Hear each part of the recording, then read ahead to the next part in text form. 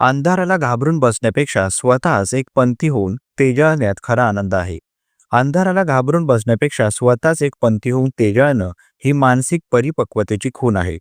भीती ही बाहेरच्या परिस्थितीपेक्षा आपल्या आतल्या असहाय्यतेतून वाढते. जेव्हा माणूस सतत अंधारावर दोष ठेवतो, तेव्हा तो स्वतःच्या क्षमतेकडे दुर्लक्ष करतो. पण जेव्हा तो स्वतः बदल घडवण्याचा निर्णय घेतो, तेव्हा आत्मविश्वास तयार होतो.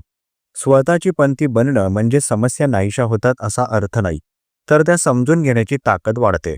अशी व्यक्ती परिस्थितीची वाट न पाहता कृती करते. यामुळे मेंदूमध्ये नियंत्रणाची भावना तयार होते, जी ताण कमी करते. अंधार सगळ्यांच्या आयुष्यात येतो, पण प्रत्येक जण त्यात हरवत नाही.